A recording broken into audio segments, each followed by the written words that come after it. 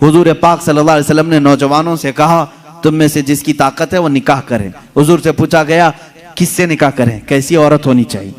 निकाह से पहले के मामलात, औरत को तलाश करना ये अहम मसला है।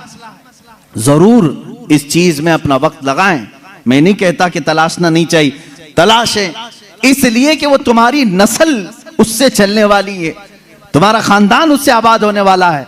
तो खाली तुम गोरा चट्टा रंग देखने के पीछे न पड़ो, बल्कि पूरे एक घर को चलाने वाली, बल्कि तुम्हारे बच्चों की पहली यूनिवर्सिटी है, पहली दरसगाह है।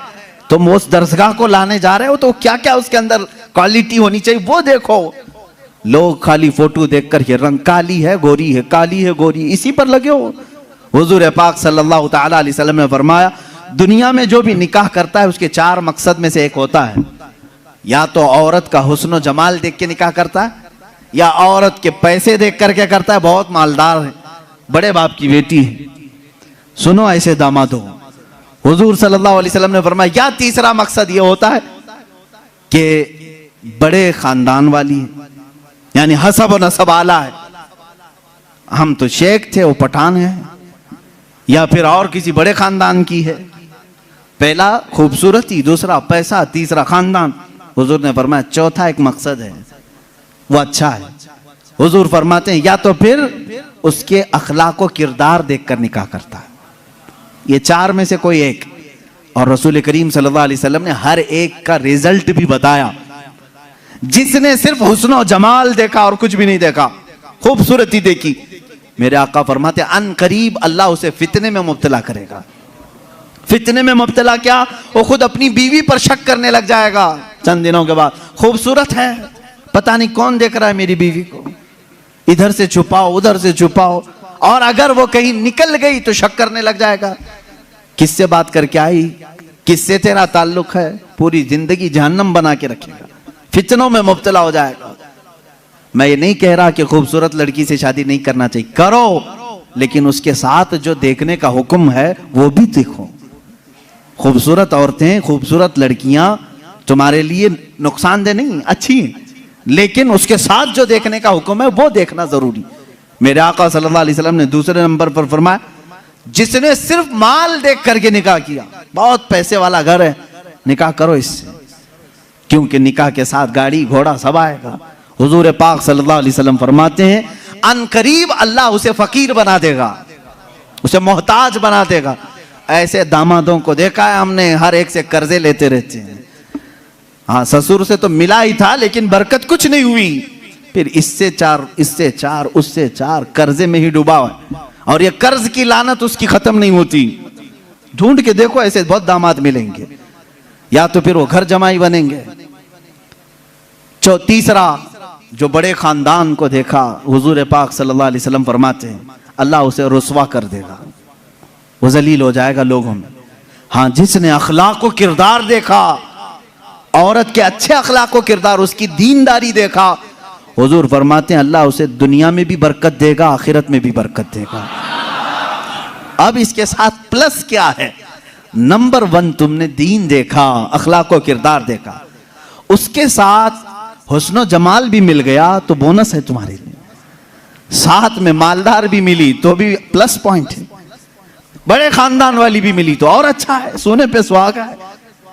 हाँ, लेकिन नंबर 1 सबसे पहली चीज उसकी दीनदारी।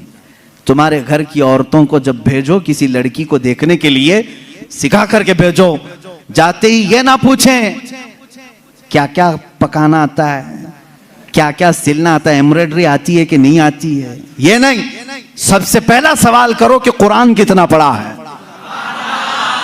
कुरान पाक तजवीद के साथ जानती है नहीं, पहला सवाल करो अपनी बहुओं से।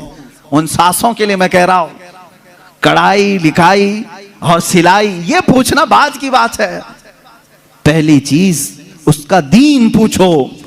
और उसके बाद मेरे अजीजों, हम सब के लिए सबसे पहला सवाल ये है, उस खातून से ये पूछो कि अहले सुन्नत व जमात से क्या ताल्लुक है। औरतों की तरफ से मर्द के घर जाएं तो भी ये सवाल हो, इसलिए कि ये इश्क़ मुस्तफा की जड़ है, और जहां जड़ खराब हो तो फल नहीं आ सकते। ये सबसे पहला सवाल है कि उसके घर में दीन मुस्तफ़ा कितना है, इश्क मुस्तफ़ा कितना है। ये सबसे पहली चीज। अब याद रखना, जिस खातून को इस सवाल के साथ तुम लाए हो, उसकी जिंदगी पूरी अल्लाह रब्बुल इज्जत की जिम्मे करम पर है। फिर औलाद अल्लाह के जिम्मे करम पर है। हुस्न जमाल के साथ अल्लाह तुम्हें बाअखलाक औलाद अता करेगा, बाअखलाक औलाद अता करेगा। लेकिन ये तरीका शादियों का इस तरह से रखो, अगर लोगों को ये मालूम हो जाए ना, आज तुमने रिवाज बना लिया, लड़कियों को देखने आने से पहले सबसे पहले लड़के की अम्मा यही सवाल कर रही है, लड़के की बहन यही सवाल कर रही है, कुरान कितना पढ़ा है, तजवीद कितना पढ़ा है। 2-4 घरों में ये होने लग जाए तो देखो लड़कियों को सबसे पहले अब कुरान पढ़ाना शुरू कर देंगे। क्यों? सबको मालूम है नहीं पढ़ाएंगे शादी नहीं होगी। आज ये एम्ब्रॉयडरी क्यों करा रही हैं? इसलिए कि सवाल तुम पहले यही कर रहे हो, सिलाई आती है कि नहीं। सब लड़कियां सिलाई क्लास में क्यों जा रही? देखने वाले आकर के यही पूछ रहे हैं सिलाई कितनी आती, पकाई कितनी आती। इंडोनेशिया का माहौल मैंने देखा, इंडोनेशिया के हमारे बहुत सारे दोस्त हैं, सबसे ज्यादा मेरे ख्याल से हज पे आने वाले इंडोनेशिया के लोग। क्यों जानते हैं? वहां जो भी लड़की देखने के लिए जाते हैं या लड़के को लड़की वाले देखने आते हैं, पहला सवाल करते हैं हज किया है कि नहीं। हज किया है तो बाप अपनी बेटी देता है, हाजी को दे रहा हूं। और इसी तरह लड़का भी फख्र करता है, मेरे तकरीबन 100 से ज्यादा इंडोनेशी दोस्तों, सबकी औरतें हज्जन है और वो खुद हाजी हैं। कहते हैं हमारे यहाँ शादी से पहले हज करा देते हैं, इसलिए कि इसी बेस पर शादी होती।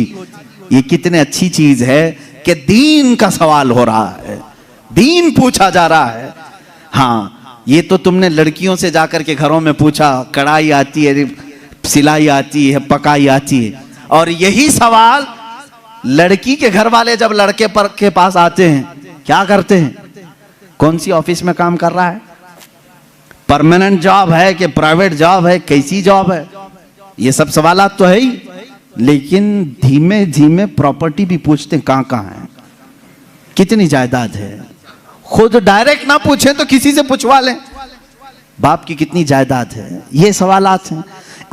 इन बेसिस पर, इन बुनियादों पर जब शादियां होंगी तो खुरापात नहीं तो और क्या होगा।